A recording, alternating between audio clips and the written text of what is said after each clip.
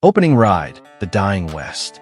The movie opens on wide, cinematic landscapes, barren plains, railroad tracks, and towns swallowing the wilderness. A grizzled rider, John Marston, makes his way through the desert as the sun sets. Narration reveals that the old ways are dying. They say you can't outrun the past. But hell, I'm still right. John arrives in Armadillo, a dusty frontier town. He's quiet but commanding, watched by suspicious locals. The tone is mournful, setting the stage for a story about the death of the West and the search for redemption. John is ambushed by two Bureau of Investigation agents, Edgar Ross and Archer Fordham. They present him with a cruel deal: hunt down his old gang, Bill Williamson, Javier Escuela, and Dutch van der Linde, or never see his wife Abigail and son Jack again. They're being held as leverage. Ross coldly says, "This is your chance to do something good for once, Mr. Marston." John, with no other choice, accepts. His freedom now depends on killing the only men who once saved his life. John begins his journey in Blackwater, the most modern city in the West. He feels alien among telegraphs, automobiles, and clean streets, civilization closing in. He learns from locals about a botched robbery by the Dutch gang years ago that ended in a massacre. John's haunted by flashbacks of that night, chaos, gunfire, betrayal, and his decision to walk away. He sets out for Fort Mercer, where Bill Williamson is gathering power. John rides to Fort Mercer alone. He calls out to Bill at the gate, pleading with him to surrender peacefully. Bill appears on the walls, sneering. "You think you're better than us, John? You left us." Before John can respond, a shot rings out. John collapses as Bill's men laugh and leave him bleeding in the dirt. The vultures circle above, a symbolic image of death closing in. John wakes in a warm bed on McFarland Ranch, saved by Bonnie McFarland, a strong, independent rancher. Despite his scars and rough demeanor, she sees decency in him. Over time, he recovers and earns her trust by helping on the ranch that we see softer sides of John, teaching her ranch hands to shoot, fixing fences, and taming wild horses. There's chemistry between them, but both know his heart belongs elsewhere. John and Bonnie share campfire talks about morality, change, and the end of the Wild West. Bonnie represents the new world, hardworking and law-abiding, while John carries the old world's sins. He confesses, "I just want to be the man my boy thinks I am." This segment develops John's emotional arc, a man seeking redemption, not for glory, but for family. To get close to Bill's operation, John forms uneasy alliances with eccentric locals. Nigel West Dickens, a silver-tongued con artist selling fake medicine. Seth Briers, a deranged grave robber chasing treasure. Irish, a drunken smuggler with questionable morals. Together, they form a ragtag group, a balance of dark humor and desperation. John tolerates them because they get results, but he despises what they represent: greed, deception, and corruption, the very things he's trying to escape. The gang storms Tumbleweed, a crumbling ghost town used by Williamson's men. The entire sequence is tense and cinematic. Snipers on rooftops, horses charging through dust, echoes of gunfire bouncing off empty buildings. John's leadership and skill shine. He spares a young outlaw, telling him, "You can still walk away." It shows John's moral evolution. He's no longer a cold killer, but a man who values mercy.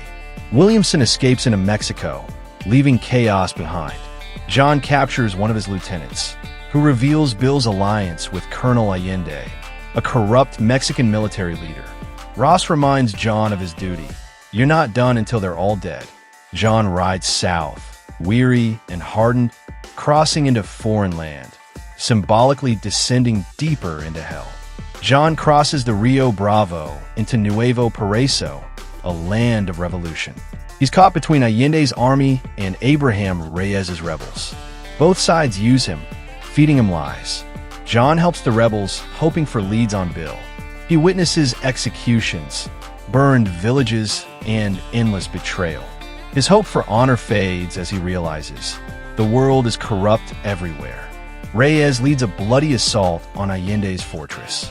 Amid explosions and chaos, John finds Javier Escuela, his former brother-in-arms. Javier, guilt-ridden, tells John that Dutch manipulated them all. He surrenders quietly, whispering, "We were just trying to live free." Moments later, he's killed in crossfire. John's expression says it all. There's no freedom left in this world. John finally tracks Bill to a hacienda. A brutal standoff unfolds. Gunfire in slow motion, dust clouds swirling, screams in Spanish echoing through the ruins. John corners Bill, who drops his gun and pleads, "You think killing me makes you a better man?" John doesn't answer. He drags Bill to Ross, who executes him without hesitation. John stares in disgust. His justice is just government murder in disguise. Scarred by what he's seen, John rides north again. The landscape shifts, snow-capped peaks and cold winds.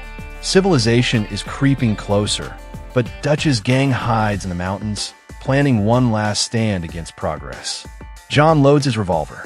His journey is nearly over, but his soul feels emptier than ever. John infiltrates Dutch's camp in the mountains. Dutch's followers are young idealists, people he's twisted into believing the world is hopeless.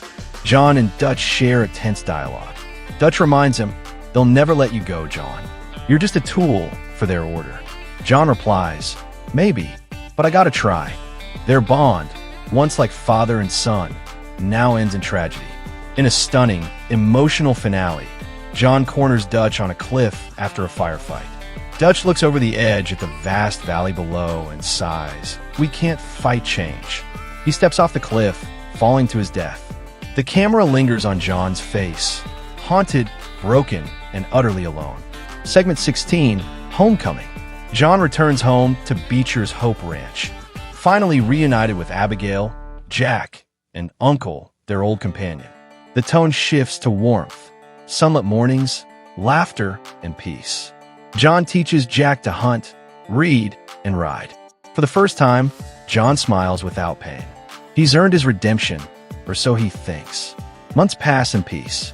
John and Abigail talk about moving east away from the memories. Jack writes stories about cowboys and heroes, ironically, about men like his father. But deep down, John knows the past doesn't forgive easily. Ross and the government are still out there, watching. Federal agents arrive at the ranch, led by Ross. They congratulate John for his service, claiming the world is better now. As they leave, John notices the soldiers surrounding his property. Abigail senses something's wrong. John tells her and Jack to run, promising he'll be right behind them. He knows it's a lie. At dawn, John stands in the barn doorway. The light cuts through the dust. He breathes in deeply, holsters his gun, and opens the doors. Outside, dozens of soldiers. John steps out slowly, eyes steady. He draws his revolver and fires. The camera freezes on him mid-action, courage and defiance in his face, as bullets rip through him. He collapses into the dirt, dying beneath the sun, his hat rolling away. Weeks later, Abigail and Jack return. They bury John on a hill overlooking the ranch, with the inscription, "Blessed are the peacemakers." Years pass. Jack, now grown, wears his father's gun belt. He tracks down Edgar Ross, now retired and fishing peacefully. They exchange few words before Jack draws. One final shot echoes. The movie ends with Jack standing alone by the river as the wind howls. Civilization has won, but the spirit of the frontier and his father's legacy lives on.